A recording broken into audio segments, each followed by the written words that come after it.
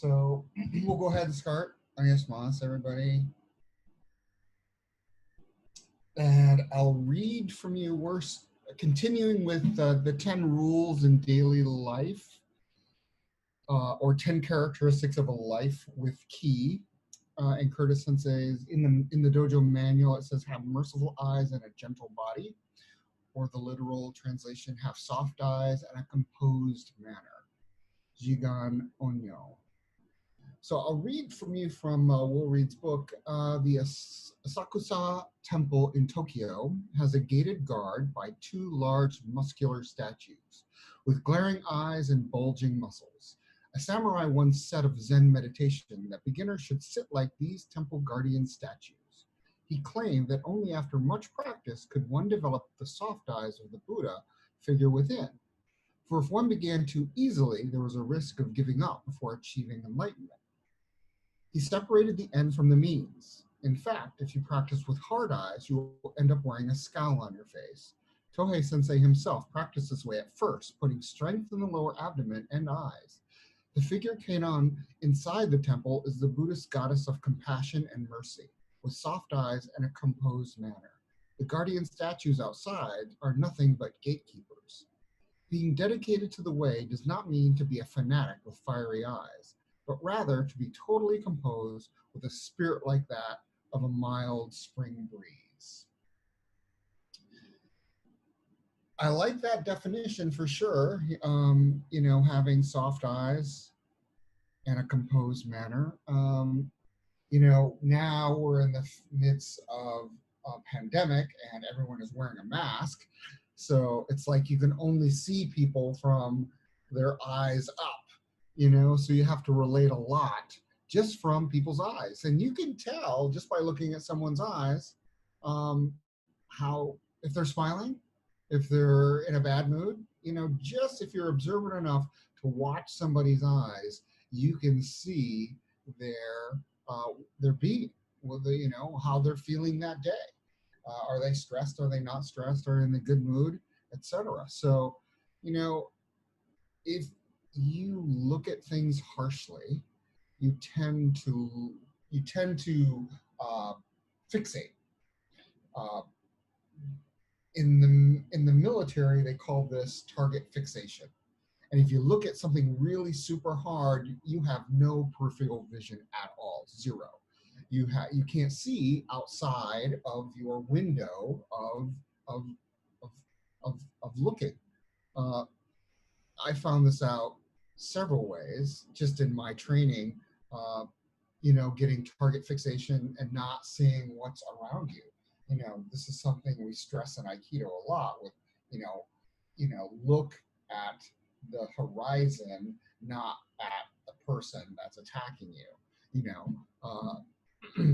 and Toi Sensei and Shinichi Toi Sensei often does these exercises, at work camp by, staring at something harshly, looking at something fixated, and then seeing how you react to an attack. And of course, you can't react fast enough. That's physically how we look at it. In meditation, a lot of us close our eyes. There's the eyes closed, there's the eyes open. You can do meditation either way. I like to have my eyes somewhat closed, but a little bit looking. But I noticed that softness really helps me keep from falling asleep. Just to have a little bit of input into my eyes. If I'm really tired at the end of the day, one time Curtis Sensei said, Tracy, I always noticed in the first half of the meditation, you tend to nod off a little bit, but yet at the end of the class, when I ki-eye, you never jump. You never get excited. And I said, well, that's because the first half I'm kind of tired, and second half I'm awake after that. I have my little siesta in the beginning of the meditation, and then I'm ready to meditate in the second half of the meditation. And that's how it is for me during the day. Because if I've had a long day, I'm tired, and we go right into meditation, I'm there with Melly. Me and Melly are like this. I was one time meditating at the Zen Center in Arizona, and they have these, you don't sit on the floor, you sit on they had this big place that you sat on, like upright. So you're about, I don't know, a good 3 feet above the ground sitting. Holy Toledo. I almost fell on my head one time. I was so tired in the middle of meditation. I nodded off and literally caught myself looking around like, holy Toledo, I'm glad I caught myself. Otherwise, I would have been just tipped over. That never happened again, but it happened one time enough to really make me aware not to fall asleep when you're that high up. So, this rule of daily life or characteristics. I know some of you have been to the Asakusa Temple in Tokyo, and I always like those dogs, the temple dogs. But then the muscular statues that he talks about, I've seen before. They're usually scowling and have some sort of crazy face to ward off, any demons or whatsoever. I don't know. I'd ask Sayaka if she was here; she'd probably know the purpose of that. But then inside, when you go and you see, you know, Kanan, the goddess of compassion, it's really pleasant to see. And quick story, I was with Curtis Sensei in Japan. We were by ourselves. I can't remember the reason, but nobody had gone to Japan that year. It was just him and I. So I had planned out. I said, "Oh, Sensei, I'm going to take you to Yamaoka Teshu's temple, which is in Tokyo." And of course, Yamaoka Teshu was, Toy Sensei's hero, wrote a book. Well, a book is translated by John Stevens called The Sword of No Sword. I know Shader Sensei quotes that book quite a bit in a lot of his classes. It definitely shows you the triangle stance in that book. I highly recommend it. Sword of No Sword by John Stevens. We went to the temple, and they have, the temple is a beautiful, area, but in the back they have a humongous gold statue of Kanan, Avalokitanosh. I can't pronounce the other name, but the other name for her, the goddess of mercy and compassion, is right there. It's a beautiful gold statue. It's really highly recommend, if you do go to Tokyo, go to Yamaoka Teshu's temple and view that. It's really, really nice to see. And I could see how Toy Sensei was inspired by having soft eyes from that, just seeing the temple goddess in those areas. So I'd like to get some input. Maybe I could start off with Linda. She ended last class. I figured I'd start with her this class. She's been to Japan quite often. She probably has a story. Would it bother you, Tracy, if I told you that Kanon is not a woman? It's not? Well, that's what it said in the book. No. When I was in China, and I was in China for 4 weeks in the late 80s, we went to Doguang, and I think the Japanese knows it as Tonko. And it was all of these caves in which the Buddhist monks lived, and they were all filled with frescoes of statues. They had a laying down Buddha and everything. And my instructor knew the director of the Mogal Caves at that time. So they opened caves for us to go in and look. They just told us no flash. And I went there, and it was a time where you could actually touch it. There was no acrylic panel separating us. And I looked at this one character, and I knew who it was, but I was astounded because I had to ask my instructor, geez, this is Kuan Yin, right? Kanon in the Japanese. She goes, yes. And I said, why does she have a mustache? And she laughed at me. And she said, because he's a man, And he was so merciful that particularly couples who wanted children or anything would come and cover his statues with silk and jewelry. And he became what he is now. Because when you really, really look at it, do you know of any female Bodhis except for Kanon? Oh, yeah, no. And that shocked me. stunned me for about a week. Interesting how when it went from China as a man to a female in Japan. Well, I think from India to China, Yeah. he was still a man. Yeah, probably India. Yeah, India. Yeah. But he was such a compassionate person, so merciful that she said that people used to come to pray to him or ask for things, and they would cover him with jewels, jewelry, silk, and that's why she said that's why he looks like what he does today. Wow. And if you really, really want to look at that statue, does she have, in the rudest sense of the word, boobs? Kanon doesn't, right? Interesting. Wow, I'm so glad I called on you first so you can make that adjustment. Yeah. Well, Merciful Eyes for me was really difficult. In fact, I still have a problem with it. I mean, it was in the early, I'd say, 5 years in Aikido, Mariana Sensei specifically said, you must develop merciful eyes. So, it kind of went, what?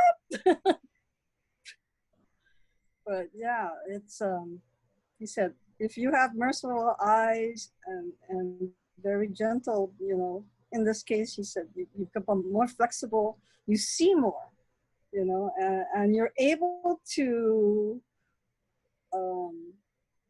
put yourself in your partner's place easier, because there are no barriers that you're putting up, like, I'm going to crush you kind of thing. So he said, you see more, you can empathize more with your partner, and you can become one better. Wow, interesting. Wow, that's good. That's good information. Thank you for sharing. Excellent. I would like to ask Fincher about this subject. Fincher, how do you see this particular? Yeah, it's kind of an interesting perspective because they say the eyes are the window to the soul, that type of thing. And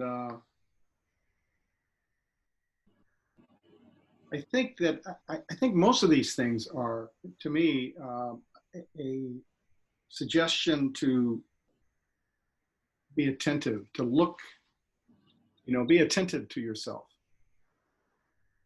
What are you doing? What are your eyes like, or what are you feeling now? And so for me, it's a tool of introspection, because if you're actually kind of training in that way, like Linda Sasaki Sensei said, you have to look at yourself and say, well, what does it take to have a gentle eyes? And then, well, if I have to practice having gentle eyes, then what am I doing now? And then it takes you back, you kind of peel away the onion, and what am I doing now, and where's that coming from? Oh, so it's really, I mean, it's an ingenious way of introspection, I think, as Tohei Sensei always sort of does. So and then well, gentle eyes. If we are, I mean, I think if we are all standing with each other and saying, okay, show me some gentle eyes, I think it'd be really interesting. I mean, how do you produce gentle eyes with just your eyes? You can't really. You're faking it. So you have to look deeper as to what creates, what within you creates this manifestation. So again, something really simple that can become quite profound. And I don't know about the merciful eyes and gentle body. That's it, right? Well, that was the trans have merciful eyes and a gentle body, but then the direct translation is have soft eyes and a composed manner. Composed manner. Okay, well that makes a little bit more sense. Yeah. Composed manner. I don't know about that. I don't have a lot of thought on that one. Composed manner. Somebody else can maybe give comment on that one. Composed manner. But I really do relate to the merciful eyes. Yeah, I like what you said. You know, the mirrors are the windows of the soul, and you know, it's mind leads body, and your eyes are part of your body, and I mean, realistically, if you have a mindset of, you know, keeping one point and being centered, your eyes aren't as harsh. I mean, if you think about it, when you're, I distinctly remember somebody coming up to me and they said, you know, you never smile when you're like walking down the hall. You look very serious all the time. And I didn't even think I was doing that. I like, really? Oh, they really don't know me because I like to joke around and have fun. But I guess the only time that that person ever saw me is when I was just doing something really busy and I was very focused. And when you focus down, you tend to get smaller, you know, your vision gets really confined. And when your vision is confined, your eyes are really serious, and those aren't soft by no means. And I think that's that has a lot to do with it is think about when you're taking a key test. If you're really trying to pass that test, your eyes give it away every time, I think, you know. And I remember during my last key test, it was at Lokahi Dojo, and the one, you know, when I put out my hand, Chris Sensei pushed me over, and then I went and did it again. He just looked at me and said, "I can see that you're coordinated. Do it again, but with your mind body." And then I went, "Oh," and I relaxed and put it out there and passed the test. But you know, it's really interesting. You know, that happens to all of us. I mean, it happened to Curtis Sensei in Japan when he was taking his key test for Okuden.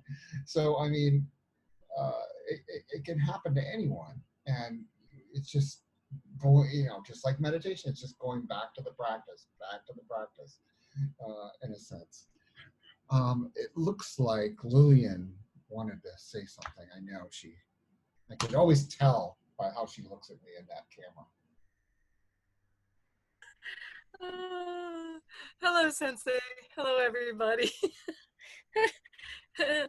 Okay, so yeah, I guess I must have something to say. Was it me that asked you why you don't smile? Yeah, I think you were one of the people. Yeah, you've asked me that before. You haven't been the only one. I've had that asked me a few times. As you're ducking down the hallway out away from me. Trying to avoid a hug or something, I probably. Try to avoid Lillian, who has to hug everybody that walks into the room, right? Right. This this characteristic is actually not one I've really thought about, and yet in some ways I think it was a very important centerpiece in my life. My mother was very old school. Children should, I mentioned this in the breakout room Friday night, that I was raised that children should be seen and not heard, right? That old generation. We weren't even in the same room with the grown-ups most of the time. We were in a bedroom and we had to be quiet, play quiet. If we were in the room with the grown-ups, then we just had to sit there and stare at whatever was there. And my mother is pure Mexican with the beautiful black eyes and the black curly hair. But if you misbehaved, she turned and looked at you with her eyes, and we knew we were dead meat when we got home. It was that look. That was it. That was the scary look. We called them the Kukui Eyes, the spooky man eyes, the boogeyman eyes.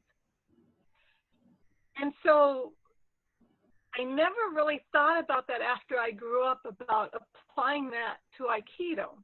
I probably never thought I could live up to those spooky eyes anyway. You know, I could never do those spooky eyes.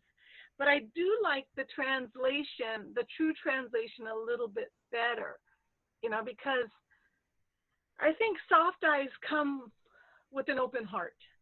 You know, and our training really is compassion and open heart. So hopefully I don't make spooky eyes at people, and that most of the time I am soft eyes, and I like that composed manner, because that makes more sense than a gentle body. Because yeah, what is a gentle body? I think a composed manner though goes along with compassion, open heart, that you are automatically in that spirit. And it is a good reminder for us to look at ourselves and check that, you know, occasionally. And that's what I'm loving about these classes, you know, all these notes that during the week I can go back and look at. They're great reminders. I sort of feel like we're at a nice little seminar, you know, and every once in a while, you know, it's like, oh yeah, I need to think about that more. So this is a very nice one. Thank you. Oh, you're welcome. Yeah. Yeah, I can make my daughter cry just by looking at her. You just would look at her, give her a look, and she'd just break down crying. And so I will go, what did you do? I go, I just looked at her. I don't know. I just have that look sometimes where I'd be like, what's going on over there? Well, Sensei, there's been times when you've looked at me like that and I wanted to cry. I still have a lot to learn, let me tell you. Okay. How about Gloria? Okay, well, you talked a little bit about some things that I was going to mention, but I spent the better part of 30 years studying with Nalawai Sensei, who of course studied somewhat directly with Tohei Sensei, and kind of, I think, just sort of over the ocean, just kind of took in part of him and became very much like Tohei Sensei. And he spent a lot of time with us saying, you know, especially when we'd be tested. So he would have people stand up to test, and he would already know that you were going to not pass the test because you're like, you know, just that frozen look. And then he would have us practice staring, and then gentle eyes, or, you know, taking in more than just what we're focused on. It's when we really stare, focus directly at something, that we our eyes begin to get more hard, I think. So if we see around it, and I remember, or more and more lately, Nonaka Sensei has done this, and when you're holding your sword, he has said, focus, think of your focus this way, not just that way. Because when you do it this way, then you tend to, I think, stare and get tense. So if you have a more gentle, or more, maybe, I hate to say unfocused, but it's a wider area where you imagine your key going, then you are more likely to pass the test. That seems to go kind of with the soft eyes, which are not looking specifically at one point, like looking at if you've ever gotten kind of distracted by a spot on somebody's shirt, and then you're looking at that, and pretty soon you're kind of staring at it. So it does make a difference in testing. And then we begin, or I began to notice how I'm looking at people, because I can probably have the eyes that Lillian talks about. My mother could come up with those every so often. It was more her tone of voice, but we knew what she was looking like, you know. And so we've all had experiences with that. But I do remember constantly being checked by Nalawai Sensei, like being told, you're staring. You know, I'm not staring. Oh, okay.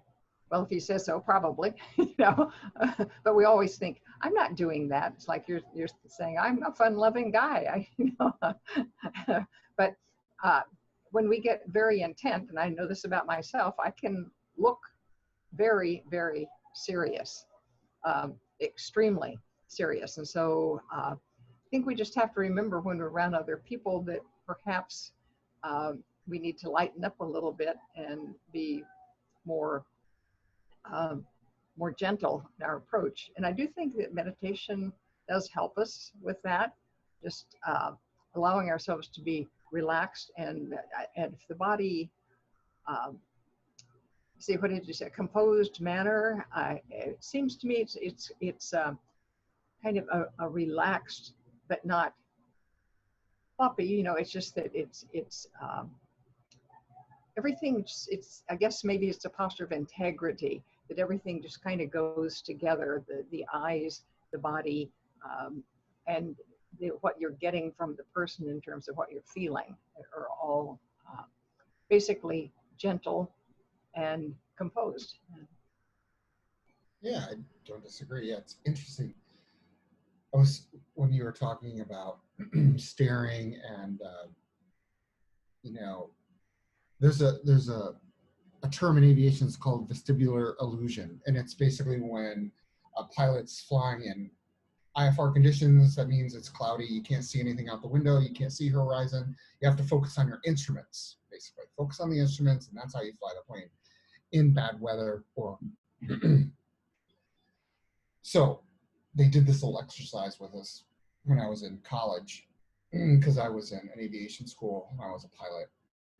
And they turned out the lights, they put a little pinpoint white dot in the middle of the room. He said, all right, everyone focus, stare as hard as you can at that dot and tell me if it moves or not. And back in the back, he had this like the blinds like thing where he was like pulling on this little rope, and you could kind of hear it in the background, and everyone's totally focused on that thing. And they're looking at it, and then you hear in the background this little thing go off of him pulling on rope, and turns on the lights, goes up there and goes, okay, how many people thought the light moved just a little bit to the left? And about half the class raised their hand. He said, how about you guys who said it moved a lot to the left? A few other people raised their hands. Anybody there think it moved to the right? And then the rest of the class moved up. Anybody think that dot didn't move at all? Nobody raised their hand. He goes, well, what you just experienced was called the leans, and that's where your inner ear was listening and telling you that the dot was moving, but it wasn't moving. That dot did not move one bit. And this is something they can recreate, and it happens a lot, and pilots will crash planes as a result if they feel, oh my God, the horizon is like this, but their instruments say it's perfect. They don't believe their instruments. They believe their body. And then they end up crashing the plane as a result of it, because they're not trusting on what they're seeing. They're trusting on what they're hearing, and what they just get, their inner ear just gets messed up as a result of this. And when I was thinking about this, it brought me back to that exercise of, everyone was staring totally 100% intently, as hard as they could stare at that dot to see if that thing moved or not. And everybody thought it moved, just because they could hear in the distance the instructor pulling a little wire here, pulling a little wire there, and everyone's concentrating, did it move? Did it move? And they put it in their minds that the thing had moved when it didn't move at all. And I think that says a lot to, if you're really focused and totally looking at something hard, it doesn't lead you to be open, as a few of you have said. That story just brought back to me when I was listening to Gloria's talking about this. But yeah, I'd like to see, John, what does John have to say about this? Hi, Sensei. Thank you. So I was thinking about Merciful Eyes and Gentle Body, and the new version is Soft Eyes and Composed Manner. And sometimes I try to use the opposite, or like the opposite of the word, to help me better understand it. And it's like having cruel and hard eyes. or an agitated manner. And yeah, I mean, if you had cruel eyes, you definitely will make Hana cry. Thank you, Ron. I And don't then, think it's cruel eyes. well, hard eyes. And then an agitated manner would be basically like, you know, just always jumping around and excited and not having calm and composed attitude or keeping one point, as we would say. So Right. yeah, that's how I look at it. That's all. So your father, being a longtime monk, did he have soft eyes in a composed manner? Yeah, I mean, for the most part, yeah. I mean, we as kids, I have 3 older sisters, and you know, we kind of knew how to push him to the extent where like he had a little bit of hard eyes, or you know, but rarely that would happen, and that would be extreme cases where we kind of try to push him to get to that point, you know. Right. So, yeah. Yeah, that's interesting. You know, we tend, everybody's always, we talked about in the last class with Curtis Sensei with the rules for teaching kids, and one of the ones was boundaries. Having a clear boundary, setting a clear boundary, because anytime you get angry, likely a boundary has been crossed with you in some way. You've set your own personal boundary, and that could be with anything. And somebody crossed that boundary, and that's usually what gets you upset. So can you imagine not having any boundaries? Being completely open and compassionate in a sense. Then people opposite think, oh my God, well, I don't want to be walked on. I don't want to be taken advantage of. But you can only be taken advantage of if you allow them to take advantage of you, even if you have no boundaries in a sense. Yeah, we tend to put these imaginary boundaries out, and everybody wants to. Kids love to push the boundary on what they can do and not do. I see it with my daughter all the time. She's at the age 4.5 to where she's like developing her personality, and how far can I go with mom? How far can I go with dad? And we all have that and do that. And just to think about not having that at all in your life. Anyway, Alaria, what do you say? Hello, Sensei. Hi, everyone. Kind of going with what everybody's said so far, there's like a real connection between keeping one point and how your eyes appear, not keeping one point and how your eyes appear. And it is like kind of a giveaway. I struggle, I think, with having hard eyes, and I've been told most of my life, like both in and out of Aikido, that I always look really serious, and it's like, the Sensei's laughing. Yeah, it's so easy to have Aikido face and like just be super focused because you want to like be good at whatever boken, standing for a key test, technique, like whatever it is. So it helps to be reminded just to be more open and relaxed. That was what I learned the most from my Jodan test, that's for sure. I was really focused. And even so, this even goes back, this is not something that happened to me then, but when I took my Shodan key test, it was in Seattle when Shinichi Sensei's one of his very first seminars outside of the United States.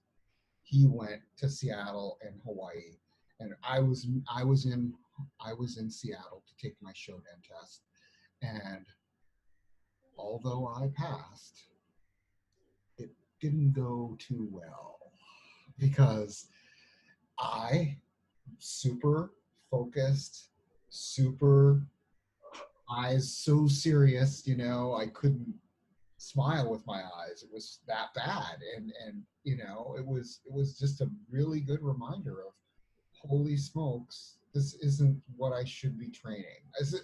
I had the wrong idea in a sense, you know. I didn't have the idea that, oh, you got to be, you know, soft and easygoing, and but you know, still maintaining a posture of no openings. I was of the mindset that I had to be hardcore, you know, very serious. And even so, after the key test, somebody said, wow, you didn't smile throughout your entire key test. And I went, yeah, I'm not supposed to be smiling during your key test. Serious business. That's what I thought, you know. That was my show. That welcome to my Shodan key test. You know, it's embarrassing in a sense that wow, I was so out in left field when it came to. But again, I thought it was the way I should be, and you know, even you know, I read that little thing, and Toy Sensei even made that mistake. You know, he even trained like that in the beginning. You know, because until you until you get the right training, yeah, you could go off. I mean, in a path, you know, you figure if you're 1 degree off here, in 100 miles, you're going to be way off. You know, just by 1 degree off here, you're going to be way off and down the future if you continue to train like that. Thank goodness the teachers, you know, were very compassionate with me and gave me a lot of rope to hang myself, and I realized that the hard way. Kayomi, how are you tonight? Hi, Sandra. Thank you very much. I'm doing well. I have a older translation on my wall. So it says, have merciful eyes and a gentle body. I tend to be very serious. I think I usually have very serious look. And it's difficult to have I don't know. When I'm serious, I think my body tends to get very tight. So I think the eyes and the body go hand in hand. I can think of I don't do the Aikido, but I practice Tai Chi. And my Tai Chi teacher, when I read this passage, I thought of my Tai Chi teacher, because as soon as he started dancing, his eyes changed. So at the beginning, I was always curious. I asked him, how do you make your eye change like that? And he said, it just becomes naturally when he's in that moment and his body relaxes. That's what it happens. So I think over the time, if I'm dancing alone, if I'm completely relaxed, I think my face became not as serious. But we have a different practice called touch hands. Then we practice with our partner. And then as soon as we, touch our hands, and then we move together. And I always get very serious. I try to, feel the other person's move. And I know my face is probably very scary. But then when I did with my practice with my teacher, I hardly feel anything. He has such a gentle body. I can't feel his center. I just don't even feel him. And then his eyes are very, gentle, and his body is soft. And I would imagine that's the state you can have the merciful eyes and a gentle body. So that's what I was thinking when I heard that. The number 5. Yeah, nice. Yeah, I know when we were I know Sayaka talked about this to me a little bit, but she said one class she took with Toy Sensei, and he would go, okay, he would like make this tense, really tense, and go push, and then he would go, okay, I'm extending key, now push, and how the difference in just touching his forearm was, the softness and versus tension. and then he would do a technique, of course, off that. But yeah, that's when I read that gentle body. That's immediately also kind of what I thought of as well. And I even go back to, Suzuki Sensei. One of the very first impressions he had of Toy Sensei was his eyes. He said his eyes were so amazing, and he even made a comment. "Oh, Sensei, were you born like this?"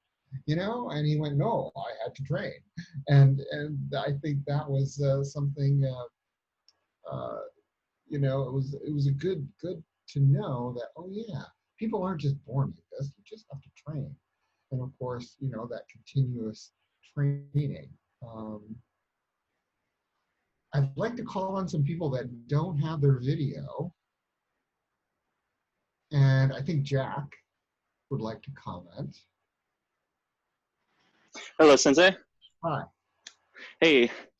Well, so this is a relatively, I don't know if I've ever heard this, term, I guess, before in the context of Aikido. But I was kind of raised with it. It's a Hawaiian kind of idea that you let your vision go soft, and that's how you stay aware. That's how you focus by not focusing on something, but by kind of absorbing everything.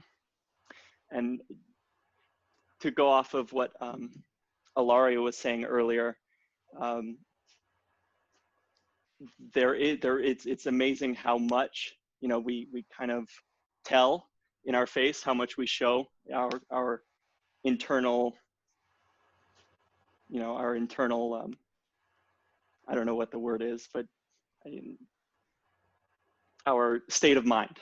Our face shows our state of mind, and Paiva Sensei always, when we do key testing, she stops and says, why the Aikido face, smile. You can, you just relax, and if you have the inclination to smile, there's no need to stop it. Just be calm, and so I think that's that's kind of what it reminded me of, what you were talking about earlier. Sure. Yeah, I don't disagree with anything you said. Yeah, I know. It's funny you say that about Paiva Sensei asking about Aikido faces. A lot of people in Maui, I would prepare for dawn tests. They would come to me and say, "Hey, will you prepare me for your dawn test?" This is a few years ago. I don't prepare people much anymore. Other people do that, but the people I did prepare, I'd always say, "Hey, this, you got to be serious, and we're going to work on this, yada, yada, yada." And then I would call on them. A lot of times during my class I would teach, I would call them and say, "Hey, demonstrate these arts." And they'd get up there and they'd demonstrate, and everybody be there, and I'd look at them and I'd go, "Okay, you got the arts down, but that was super serious. Can you do it again with a smile?" And they immediately, their whole body would change, and the arts would change if they were smiling and doing the arts rather than being serious and doing the arts. And it was amazing to see that transformation, just in how they looked at the other person, how their ki extended more fully. So yeah, I can totally relate to that.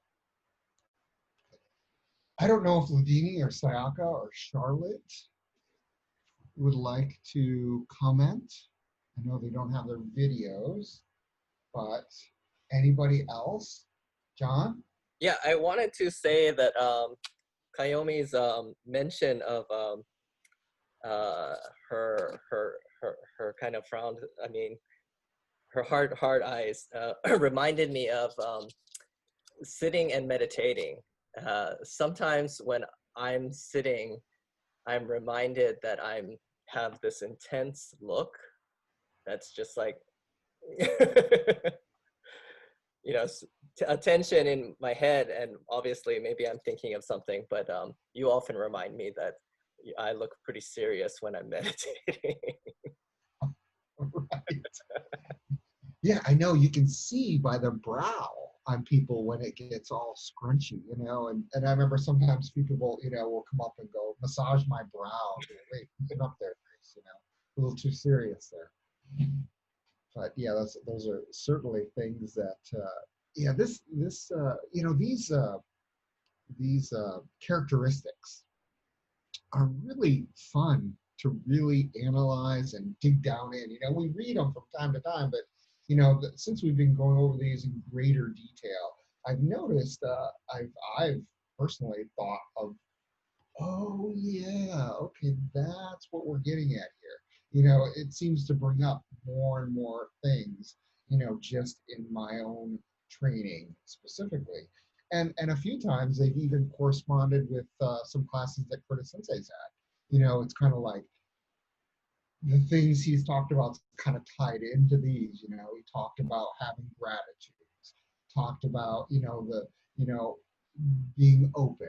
There's it just, you know, one thing ties into the other, you know, and I think it's done specifically with purpose. Of course, you know, Toi Sensei, you know, wrote these things and he built upon them. You know, one leads to the other, which leads to the other, and just happened to come up with these characteristics, which, you know, he didn't align with, you know, you must have these, but these are things that come about when you are, you know, keeping one point, when you are, you know, open to with no boundaries, in a sense. So yeah, I think these are all good. If no one else has anything, I can go to the story that I've got picked out here. Anyone? No other? I'll switch over to the story. A great king asked Mullah Nasruddin the following questions. What do I need to remember as a great ruler? Ah, Nasruddin said, you have all the gifts in the universe, but only need a little more patience. I see, said the Emir. And what else do I need? To always keep your calm and composure. Serene, master, continued Nasruddin, never to grow tired to listen, O ear of the one God. Is that all you can say? Asked the Emir. More than everything, you need to be composed, my king. Patience and an even temper will lay the world at your feet, incomparable one. The Emir grew red in the face and shouted, you mock me, you worm. How many times will you repeat the same plain thing? Do you think I'm too dumb to understand? Guards, seize him. Let's see what else he has in his head. Do you see what I mean? Said Nasruddin. I only repeated a simple piece of good advice a couple of times, and already you have lost your composure. At that moment, the Emir understood and composed he was throughout his rule. So I think that kind of sums it up. Thanks for everyone. I enjoyed this class very much. This was the first Hawaii only class. So I'm glad you guys came, and I'll look forward to seeing you guys next week. So, domo arigato gozaimashita, and good night.